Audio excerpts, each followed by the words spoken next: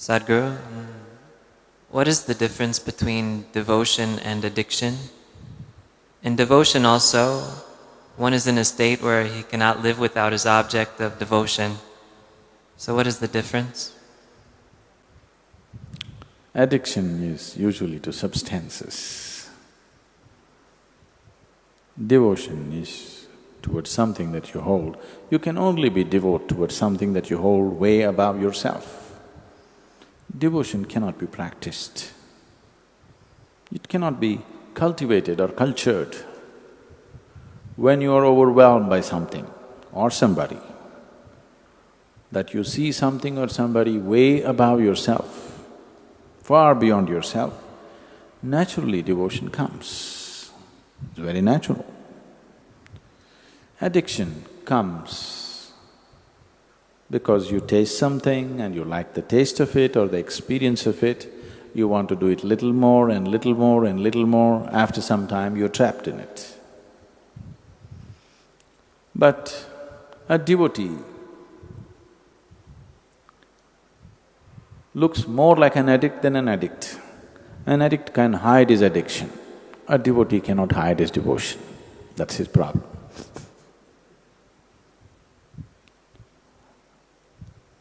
Even a drug addict, if he has little bit of control over himself, he can make himself look very normal and deceive the whole world. But a devotee is not capable of that. He just bursts forth anywhere. He cannot hide it.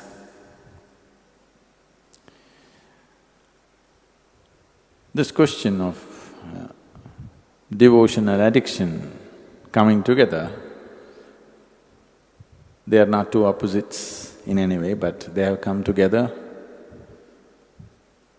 because both of them are sought, or both of them to some extent create some very pleasant or ecstatic experience within the person who is involved in it. People get addicted to something because the experience is strong. Otherwise, who would get… will you get addicted to the neem balls? You got to do it consciously. Every day you have to think, should I do it? You have to decide, okay, let me do it. One more day. You will never get addicted to the neem ball. It's safe. If you do not know the benefits of the neem ball, at least you know it's safe. It doesn't entangle you. So someone is getting addicted to something because it is creating some pleasant experience for them.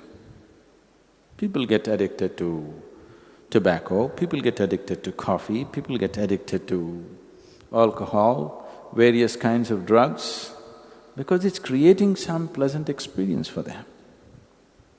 If it caused pain, if it put them off, they wouldn't get addicted to it. So devotion and addiction are only connected on the level of experience, nowhere else. They're not at all. We should not even look at them together. But in terms of experience, yes, they have a common ground. Both of them create an extremely pleasant experience. What devotion means is, your emotions have become sweet, very sweet. A devotee may look like a madman to somebody else. A devotee's ways, the ways of a devotee may look utterly silly, illogical and stupid for a thinking person. For an intellectual person, the ways of the devotee look utterly foolish. But you tell me, you have this choice in your life. In 24 hours of time, if you can spend the 24 hours in utter pleasantness, is that intelligence? Or going through all kinds of turmoil in your mind which has nothing to do with the reality, is that intelligence? A devotee is very intelligent. There is a deep life sense involved in it. There's a very deep life sense, a profound sense of life involved in it. He has understood that ultimately the most important thing is, if you make this experience of life extremely pleasant, 24 hours of the day, all the time, through your life, if you make the experience of you being here totally pleasant, then nothing will entangle you, everything will release you. He has understood that. It's a very deep sense of intelligence. It may not be logical, it may look silly for an intellectual person, but there is a very deep sense of intelligence involved. And obviously, this is a historical fact. More devotees have attained to the ultimate than any other way. Devotion has always been the quickest and most successful way. But only problem is, they may look like nuts to the rest of the society. If you don't mind looking like a nut, or if you've realized you're one, whichever way, then there is no problem being a devotee. Devotees are fools who are not even thinking about their well-being. But they don't have to think about it because they found their well-being. Only those who have not found it have to constantly think about well-being, isn't it? A devotee is well. If he has to die tomorrow, he is still well. That's how he is. So he's found his well-being, so he doesn't think about it. He doesn't feel the need to think about his well-being because he's well, really well within himself. So it's a very, very profound sense of life. If this life sense is dissected and analyzed, it doesn't make sense, but in your experience it makes sense. So devotion also causes ecstasy. Today, simple lumps of chemicals are also labeled ecstasy. Tablets are called ecstasy. If there was a tablet, if you popped it, for the rest of your life you are going to be ecstatic, I'm not against it. I'm okay with it. What's the problem? I'm perfectly fine with a drug. If there was a drug that you can take it, for the rest of your life you're ecstatic, what is the problem? Let's take it. But the problem is, it just gets you on a high for some time and then dumps you in such a bad way. And in the process of doing this, it just ruins you completely. That's the problem. If there were no side effects, if you pop one pill or even one pill a day, like vitamin, if you pop something, an LSD or an ecstasy or whatever the names they have for it, and for the whole day you're ecstatic and there's no damage to the body, you will live well and your intelligence still functions. That's important. If your intelligence still functions and it expands you and makes you enhanced in every way, I don't see what's wrong with the drug.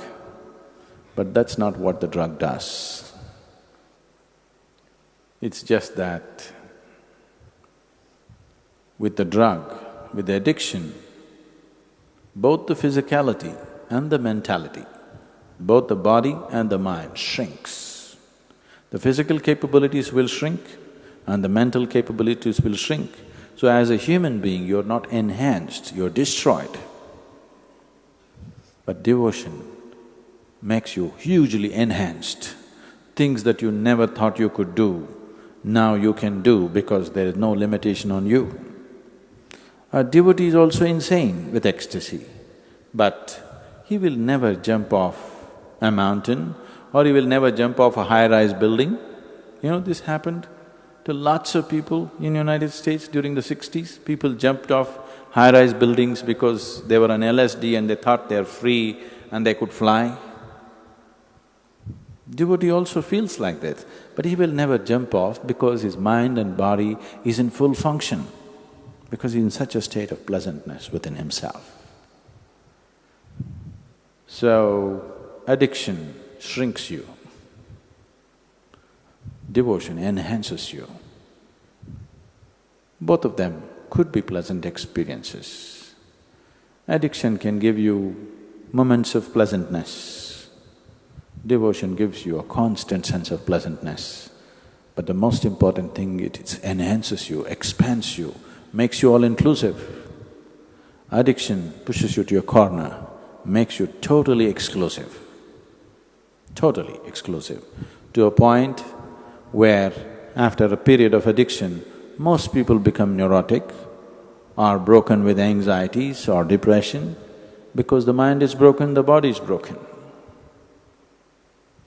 So one enhances you, another destroys you. That's the big difference.